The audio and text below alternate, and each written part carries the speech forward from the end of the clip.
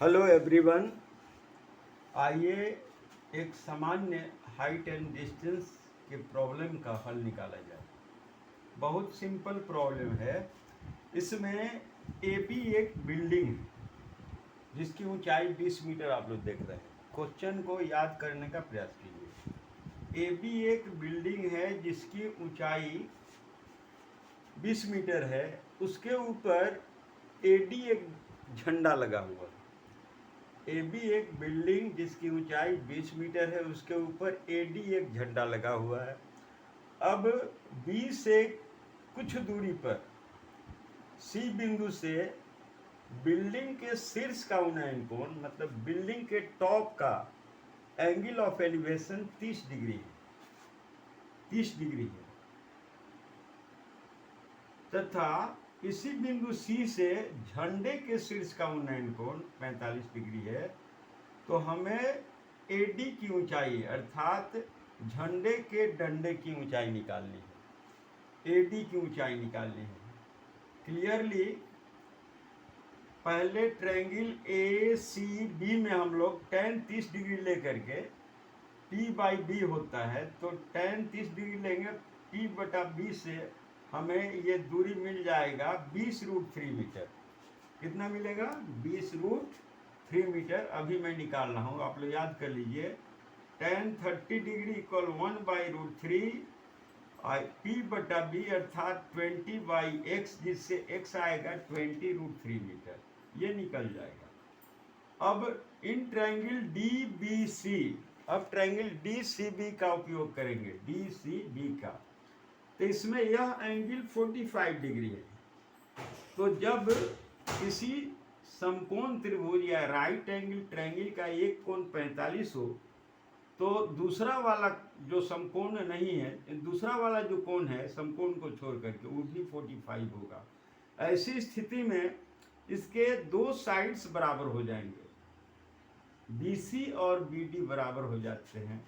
हम लोग tan 45 की सहायता से पाएंगे कि CB बराबर DB, अर्थात यह 20√3 मीटर होगा तो DB भी 20√3 मीटर होगा। अब झंडे के डंडे की ऊंचाई निकालने के लिए हम लोग DB में से AD को माइनस कर लेंगे।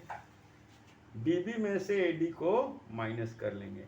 तो मैं ज़्यादा लैंग्वेज नहीं लिख रहा हूँ, आप लोगों को शॉर्टकट में समझा रहा हूँ। बिल्डिंग की ऊंचाई 20 मीटर। अब C से B की दूरी नहीं मालूम है, जिसको मैंने x मान लिया। सिंपल है।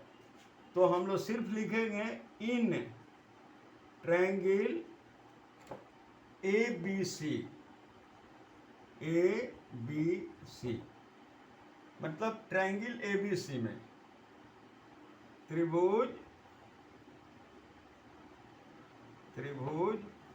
ABC में, हिंदी में भी हो गया, अंग्रेजी में भी, tan 30 degree is equal to क्या होता है? P बटा B। यहाँ पर इसका P है AB बटा BC।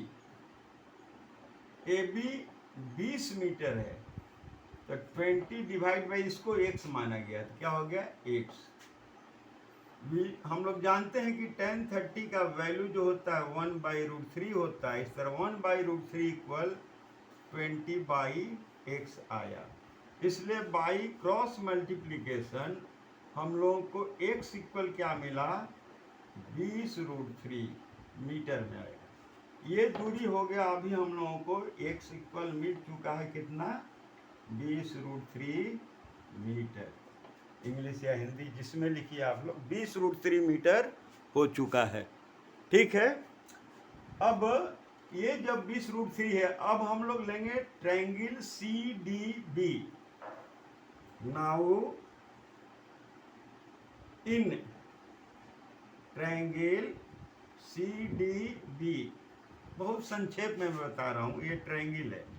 ट्रायंगल CDB में हम लोग कितना लेंगे? tan 45 degree. tan 45 degree P by B वही होगा, P बाई बी।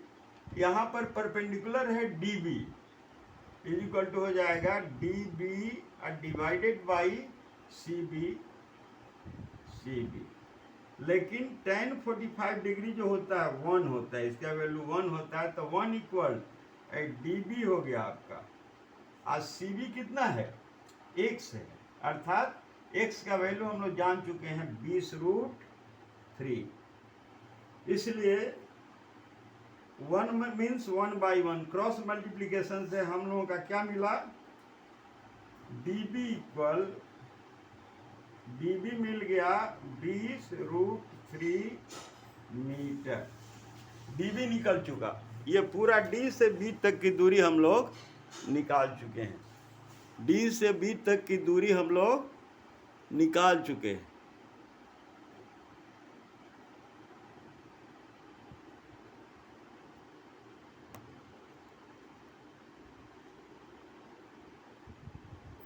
D से B तक की दूरी निकल चुकी है। अब हमें क्या करना है, किसकी ऊंचाई निकालनी है, DA। क्लियर है कि DA को निकालने के लिए DB में से AD को घटाइए, इसलिए therefore DA is equal to DB minus AB, DB minus AB। ये क्लियर कट आ रहा है। तो dB है कितना आपका, dB निकल चुका है, अभी निकालने हैं 20√3 माइनस AB जो है 20 मीटर है।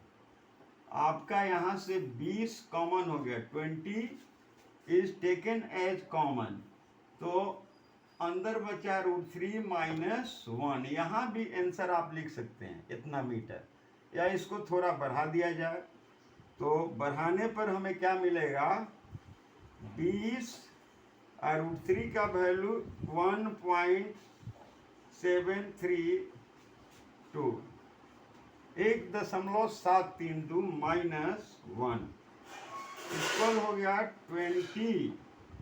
अब मल्टीप्लाई, यहाँ 1.732 में से 1 माइनस करने के बाद हमारा क्या बचेगा, 0.732।